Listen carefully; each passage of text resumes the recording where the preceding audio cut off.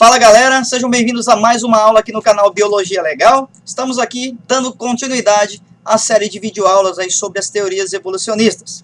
Já falamos aí no passado sobre as teorias de Darwin, as teorias de Lamarck. Fizemos uma pequena diferenciação entre essas duas teorias e agora vamos falar sobre o neodarwinismo, também conhecido aí como teoria sintética da evolução.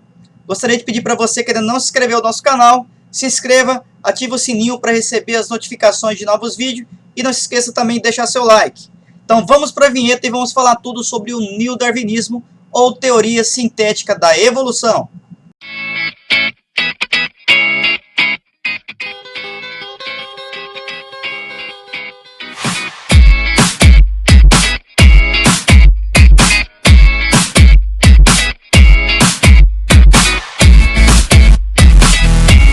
Muito bem, o que é o neodarwinismo? O que é a teoria sintética da evolução? Nós sabemos aí, nós vimos na aula sobre darwinismo, que Darwin não conseguiu explicar, né, as causas das variações individuais que existiam aí dentro de uma mesma espécie. Então, o neodarwinismo veio aí para complementar o darwinismo, tá? Veio para preencher as lacunas deixadas aí pela teoria de Darwin.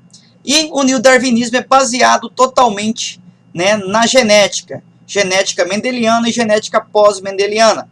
E ela vai levar em consideração aí os 4 fatores principais: mutação, permutação, segregação independente e seleção natural. Seleção natural, né, a teoria, o neodarwinismo, se aprimorou dessa ideia que é lá de Darwin e trouxe esses 3 novos fatores, que é a permutação, que Darwin não conhecia, né, os mecanismos de divisão celular. Também Darwin não conhecia aí os fatores genéticos como a mutação, também não conhecia a segregação independente, tá? Então esses 3 novos fatores vieram a ser agregados aí à seleção natural, tá? Então, segundo o neodarwinismo, a teoria sintética da evolução, a mutação e a recombinação gênica vai acontecer, vai levar a indivíduos que vão possuir uma variabilidade genética, tá? Essa variabilidade genética aí entre os indivíduos, que vai trazer as características diferentes entre os indivíduos, Darwin não conhecia, Darwin não explicou, tá? Essas diferenças entre os indivíduos, tá, são conhecidas como modificações, e essas modificações vão ser selecionadas. Essas diferenças entre os indivíduos vão ser selecionadas pelo ambiente, processo conhecido como seleção natural. Seleção natural, Darwin também explica. E, para finalizar, esses fatores levam ao que nós chamamos de adaptação dessa espécie a um determinado ambiente. Então, o neodarwinismo, tá, explica como acontece essa diferenciação entre os indivíduos e, né, complementa a teoria da evolução de Darwin. Vamos falar um pouquinho aqui sobre a seleção artificial dos antibióticos, tá? Por que nós não devemos fazer automedicação no nosso dia a dia, principalmente, né, com o uso dos antibióticos? Por quê? Porque o uso indiscriminado, né, o uso sem indicação médica aí de antibióticos vai promover uma seleção de bactérias que já apresentam algum tipo de resistência, uma resistência prévia aí a esse antibiótico. Essas bactérias sobrevivem e passam a se reproduzir.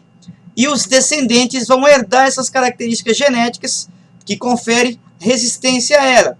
E essas bactérias resistentes, né, vão causar danos ao organismo. E vai chegar um momento que um determinado antibiótico já não vai funcionar mais contra uma determinada bactéria. Então, daí a importância de não fazer automedicação e de que quando você for ao médico, você seguir à risca o que o médico prescreve, né? Ali, a quantidade de dias que você deve tomar o antibiótico. Você não deve parar de tomar o antibiótico, né, antes do que foi prescrito pelo médico. Imagina o seguinte: o médico mandou você tomar um antibiótico aí por 15 dias. Né? Você estava com uma inflamação de garganta, foi no médico e te receitou um antibiótico. Por 15 dias você deveria tomar um comprimido aí de 8 em 8 horas, uma hipótese. Porém, chegou aí no 5º ou 7º dia, você já não sentia mais nada na sua garganta, né? O que você faz? para de tomar o antibiótico. Ah, já sarei, parei de tomar o antibiótico. O que acontece? Daqui a alguns dias, daqui a um mês, 15 dias, aquela infecção volta mais forte ainda do que já era. Por quê? Porque quando você parou de tomar esse medicamento aí com 5 a 7 dias e não continuou até os 15 dias que o médico disse, o que aconteceu? O antibiótico havia eliminado a grande maioria das bactérias, porém algumas bactérias que possuíam algum tipo de resistência a esse antibiótico ainda resistiram até esse momento. E você parou de tomar. Parou de tomar, o que aconteceu com essas bactérias? Elas não foram eliminadas. Se você tivesse continuado tomando, né, esse antibiótico, essa bactéria tinha sido eliminada e você não teria mais problema. Porém, você parou de tomar e com 5 a 7 dias, porque não sentia mais nada, essas bactérias passaram a se multiplicar novamente e veio uma nova infecção. E agora esse antibiótico não faz mais efeito. Por quê? Porque ele selecionou, né, esse uso indiscriminado, esse uso sem seguir a orientação médica, selecionou os indivíduos, as bactérias que possuíam algum tipo de resistência a esse antibiótico. Então, nós não devemos fazer esse uso, né, fazer essa automedicação e não seguir a prescrição médica. Então, não faça automedicação. Ficou doente, tem uma infecção, vá ao médico. O médico receitou um antibiótico. Tome esse antibiótico direitinho, de acordo com o que o médico prescreveu. Porque foram feitos testes e pesquisas onde comprovam aí, por exemplo, que com 15 dias, uma determinada bactéria, tomando esse antibiótico direitinho, ela é totalmente eliminada do seu organismo. Porém, se você não fazer isso, algumas bactérias resistentes vão se manter e vão se procriar, vão infectar você novamente, trazer uma nova infecção e esses antibióticos, esse remédio não irá mais ter efeito no seu organismo. Então fiquem atentos a essa questão. Essa foi a nossa videoaula, espero que vocês tenham gostado. Um forte abraço e até mais!